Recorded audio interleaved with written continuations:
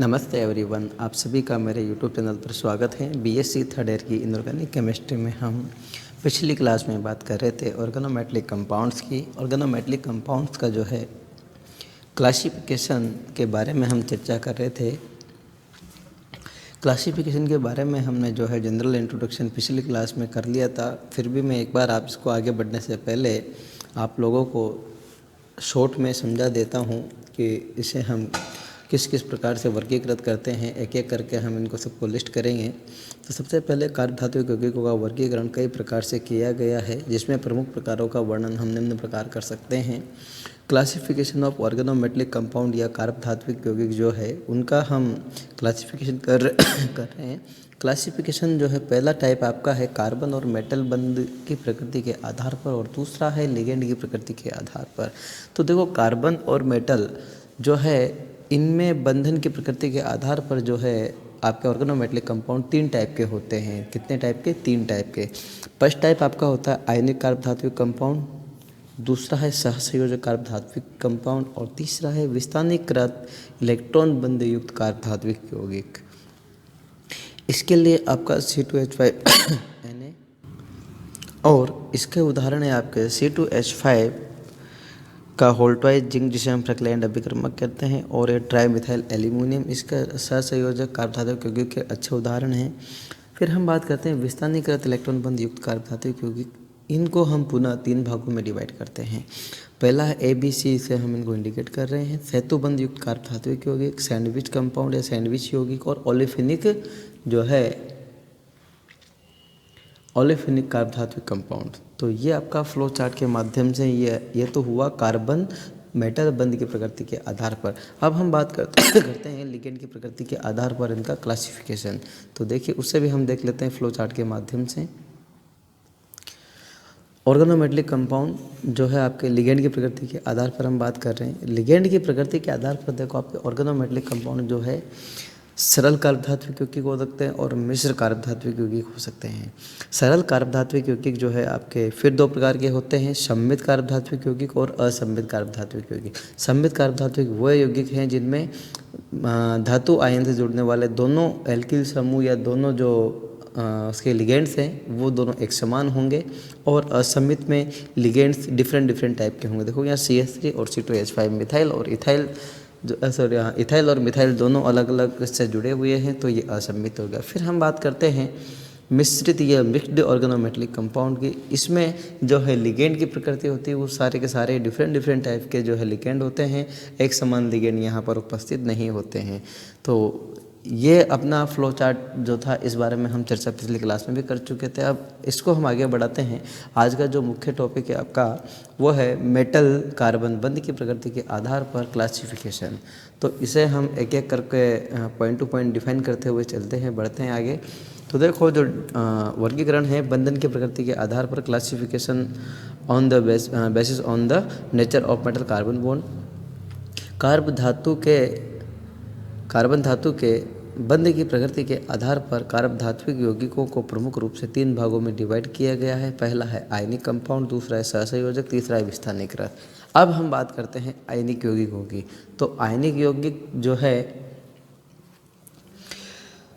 वे carb धात्विक compound जिनमें alkyl समूह के कार्बन तथा धातु के मध्य आयनिक बॉन्ड उपस्थित होता है। देखो, सबसे महत्वपूर्ण बात यह है कि ऑर्गेनोमेटेलिक कंपाउंड में कार्बन और धातु के मध्य यदि आयनिक बॉन्ड उपस्थित हैं तो वो आपका जो है क्या कहलाएगा? आयनिक ऑर्गेनोमेटेलिक कंपाउंड, आयनिक कार्ब धात्विक यौगिक कहलाते हैं।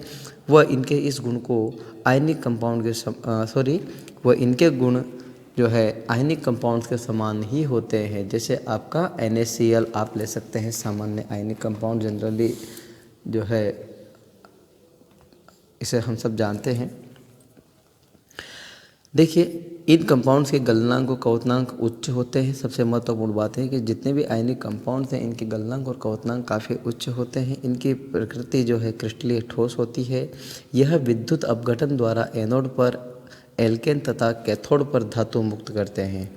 देखो, अगर हम इनका विद्युत अपघटन करवाते हैं इन आयनिक कंपाउंड्स का, तो ये एनोड पर जो है एल्केन प्राप्त होंगे तथा कैथोड पर धातु मुक्त करते हैं। कैथोड आपका नेगेटिव पार्ट होता है और यहाँ पर जो है धातु के धन आयन जो होते हैं जाके चिपकेंगे तो धातु मुक्त होगी वहाँ पर।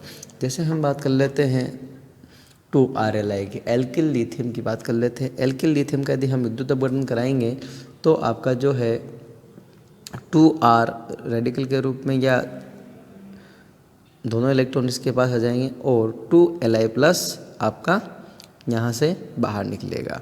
अब एनोड पर क्या रिएक्शन होती है? एनोड बोले तो धनायन वाले इलेक्ट्रोड पर, धन वाले इलेक्ट्रोड पर 2R, यहाँ से 2 इलेक्ट्रॉन निकले इसके पास, तो ये क्या बन गया? देखो एक R के पास में 2 इलेक्ट्रॉन है, अगर एक दे देगा एक R, दूसरा भी दूसरा देगा तो टोटल मिला के 2 मुक्त मूलक बनेंगे, 2 फ्री रेडिकल बनेंगे आपके पास में। राइट, समझ में आती है बात? यहाँ पर ये 2 R हैं, यहाँ से इन्होंने 2 इलेक्ट्रॉन निकाले, एनोड पर इलेक्ट्रॉन को डोनेट किया और 2R यहाँ या 2 फ्री रेडिकल बनकर निकले आपके।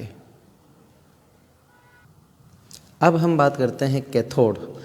कैथोड पे क्या रिएक्शन होती है? आपका जो लिथियम प्लस निकले हैं, 2 लिथियम प्लस आयन वहाँ से निकले, वो दोनों इन दोनों इलेक्ट्रॉन को ग्रहण करके क्या बना लेंगे? 2Li बना लेंगे। अब आपके 2 R रेडिकल हैं, कितने हैं? 2 R रेडिकल बने हैं उस प्रोसेस में एट एनोड पर, या हम इसे इस प्रकार से भी लिख सकते हैं R plus R single single radical दिखा के यूँ लिख सकते हैं। तो यहाँ पर क्या करेंगे? ये आपका इलेक्ट्रॉन यहाँ देगा और ये अपना इलेक्ट्रॉन यहाँ देगा, दोनों मिलकर क्या बना लेंगे? एक ये बॉन्ड बनाएंगे और क्या बनेगा? आपका प्रोडक्ट एल्केन बनेगा। तो यही तो हम कह रहे हैं कि एल्केन का फॉर्मेशन होता है। अब दूसरा हम बात करते हैं, दूसरा टाइप इसका है वो है सहसंयोजक यौगिक। वे कार्बधात्विक कंपाउंड जिनमें कार्बन तथा धातु की विद्युत ऋणता में अंतर कम होता है। देखो अगर अंतर अधिक होता है तो आयनिक कंपाउंड बनेगा। मेटल और कार्बन की विद्युत ऋणता में यदि बहुत ज़्यादा डिफरेंस है तो आपका जो है आयनिक कंपाउंड बनेगा। यदि अंतर उनमें कम है या एक से इकाई से अगर उनका अंतर कम है तो वहाँ पर आपका सहसंयोजक यौगिक बनेगा। वह सहसंयोजक बंध से जुड़े होते हैं, इन्हें सहसंयोजक कार्बधातुक यौगिक कहते हैं। जैसे उदाहरण आपका फ्रैंकलिन अभिकर्मक है, ट्राई मिथाइल बोरान है, ट्राई इथाइल एल्यूमिनियम है, इत्यादि बहुत सारे उदाहरण इसके हैं। अब बात करते हैं हम तीसरा टाइप जो है विस्थानीकृत इलेक्ट्रॉन बंध युक्त यौगिक। यह महत्वपूर्ण है, यहाँ से क्वेश्चन पूछता है वो क्वेश्चन, इसमें यहाँ से पूछने की संभावनाएं ज़्यादा होती है। क्वेश्चन तो कहीं से भी पूछ सकता है, एग्जामिनर के माइंड का हम कोई अंदाजा नहीं लगा सकते।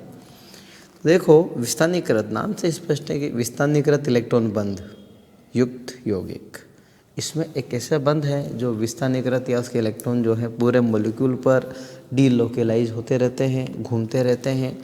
जब 2 इलेक्ट्रॉन 2 से अधिक परमाणुओं के मध्य साझे में उपस्थित होते हैं तो इस प्रकार बनने वाले बंध को विस्थानीकृत बंध कहते हैं। आपसे कई बार क्वेश्चन पूछा जाता है कि विस्थानीकृत बंध क्या होता है, तो आपकी परिभाषा सिर्फ एक लाइन में इतना ही देना है आपको। जब 2 इलेक्ट्रॉन 2 से अधिक परमाणुओं के मध्य साझे में उपस्थित होते हैं तो इस प्रकार बनने वाले बंध को विस्थानीकृत बंध कहते हैं तथा वे कंपाउंड जिनमें विस्थानीकृत बॉन्ड उपस्थित होता है उन्हें विस्थानीकृत यौगिक कहते हैं या विस्थानीकृत कंपाउंड हम उन्हें कहते हैं। ये अब अलग अलग टाइप के होते हैं, तो ये आगे जो है 3 टाइप के होते हैं या निम्न प्रकार के होते हैं। तो सबसे पहला आपका है सेतुबंध युक्त कार्बधात्विक यौगिक। कौन सा? सेतुबंध युक्त कार्बधात्विक यौगिक। ठीक है, तो देखिए ब्रिज बॉन्ड ऑर्गेनोमेटेलिक कंपाउंड, इस प्रकार के यौगिकों का निर्माण इलेक्ट्रॉन न्यून परमाणु जैसे बोरान, एल्यूमिनियम, प्लेटिनम, लिथियम इत्यादि द्वारा किया जाता है। इस प्रकार के कंपाउंड में केंद्रीय परमाणु द्वारा समस्त बंधी इलेक्ट्रॉनों का उपयोग करने के बाद भी इनका अष्टक पूर्ण नहीं होता। अगर ये अपने सारे इलेक्ट्रॉनों का उपयोग कर ले बंध बनाने में तब भी इनका अष्टक पूर्ण नहीं होता है। इसलिए यह अणु सेतु बंधों द्वारा पॉलीमर अणु या बहु अणु मॉलिक्यूल बनाते हैं या डाइमेरिक फॉर्म बनाते हैं। ठीक है, इस प्रकार के अणुओं में सामान्यतः 2 सेंटर 2 इलेक्ट्रॉन बंधों के स्थान पर, देखो ये बहुत ही महत्वपूर्ण पॉइंट है, ये पॉइंट आपको बहुत अच्छे से याद रखना है क्योंकि इस पूरे टाइप के बॉन्ड में यही महत्वपूर्ण बात है। इस प्रकार के अणुओं में सामान्यतया 2 सेंटर 2 इलेक्ट्रॉन ये C4 सेंटर है और 2 इलेक्ट्रॉन है। बंधों के स्थान पर एक विशेष प्रकार का 3 सेंटर 2 इलेक्ट्रॉन बंध का निर्माण होता है। इसे हम 3 केंद्र 2 इलेक्ट्रॉन बंध भी कहते हैं, या हम यूँ कह सकते हैं जैसे A और B के बीच में एक बंध बन रहा है। तो देखो यहाँ पर इस बंध में 2 इलेक्ट्रॉन है और सेंटर इन दोनों का कहाँ से कहाँ तक है, इन दोनों का जो है मोमेंट A से B के बीच में ही है। तो सेंटर कहाँ से कहाँ हो गया, एक तो सेंटर ये हो गया, एक सेंटर ये हो गया, तो 2 सेंटर हो गए और 2 इलेक्ट्रॉन हो गए। तो ये जो बंध हैं ये 2 सेंटर 2 इलेक्ट्रॉन बंध हैं। लेकिन यदि ये 2 इलेक्ट्रॉन इन 2 परमाणुओं के अलावा कोई तीसरे परमाणु के पास भी आ जा रहे हो तो फिर ये बंध कहलाएगा 3 सेंटर 2 इलेक्ट्रॉन बॉन्ड। ठीक है, तो ये समझने योग्य बात यही है। इस प्रकार के जो सेतुबंध युक्त कार्बन धातु यौगिक होते हैं उनमें 3 सेंटर्ड 2 इलेक्ट्रॉन बॉन्ड का निर्माण होता है। जैसे उदाहरण के तौर पे हम ले सकते हैं ट्राई मिथाइल एल्यूमिनियम द्विलक के रूप में ही पाया जाता है, हमेशा ये डायमर के रूप में ही पाया जाता है। ठीक है, देखते हैं कैसे। यहाँ पर क्योंकि CH3 का होल ट्राई एल्यूमिनियम जो है आपका ट्राई मिथाइल एल्यूमिनियम में एल्यूमिनियम एटम का अष्टक पूर्ण नहीं है, अतः इसी कारण से यह एकलक या मोनोमर अणु से द्विलक होते ही कितना हो जाएगा, CH3 के होल ट्राई देंगे तो CH3 का होल 6 हो जाएगा और Al की जगह Al2 हो जाएगा। तो यह एकलक या मोनोमर अणु से द्विलक अणु में परिवर्तित हो जाता है। तो देखो इसकी संरचना जो है कुछ इस प्रकार से होती है। आपके देखो 6 मिथाइल समूह होने चाहिए यहाँ पर, 1 2 3 4 5 6 और 2 एल्यूमिनियम समूह यहाँ है। तो आप इसे इस प्रकार से भी प्रदर्शित कर सकते हैं। अब यहाँ पर जो इस मिथाइल समूह के पास में 2 इलेक्ट्रॉन हैं वो इसके मतलब यूँ कह सकते हैं हम, इस एल्यूमिनियम के पास 1 इलेक्ट्रॉन, इसके पास 1 इलेक्ट्रॉन और इस मिथाइल समूह के और यहाँ इनके बीच में जो है शेयरिंग हो रही है उस चीज़ की। तो सेंटर 3 ही हो जाएंगे, 1 2 3 सेंटर होंगे और टोटल इलेक्ट्रॉन कितने हैं, 2। तो इसी कारण से इस प्रकार का जो बंध बनेगा ये ब्रिज यहाँ से यहाँ पहुँचने के लिए क्या कार्य कर रहा है, मिथाइल केवल ब्रिज का कार्य कर रहा है, सेतु का कार्य कर रहा है, पुलिया का कार्य कर रहा है। तो इसे हम इस प्रकार से भी दिखा सकते हैं। ये बनाना बॉन्ड भी यहाँ पर बनता है, इसे ही हम बनाना बॉन्ड भी कहा जाता है। तो यह है आपका स्ट्रक्चर ऑफ CH3 का होल 6 Al2। ठीक है, तो ये बात हुई आपकी 3 सेंटर 2 इलेक्ट्रॉन बॉन्ड की। अब इसी में आगे अगले क्रम में जो है सैंडविच कार्बधात्विक यौगिक भी आएंगे और ओलेफिनिक यौगिक भी आएंगे। आज का वीडियो थोड़ा लंबा हो जाएगा, इस कारण से हम आज की क्लास यहीं तक रखेंगे, यहीं समाप्त करते हैं। और इससे अगली क्लास में हम जो है सैंडविच ऑर्गेनोमेटेलिक कंपाउंड की यहीं से बात शुरू करेंगे। तो यहाँ तक आपको यदि कोई समस्या है तो मुझे ज़रूर बताइएगा और आगे की चर्चा हम इससे अगली क्लास में करेंगे। तब तक के लिए थैंक्स ऑल ऑफ यू।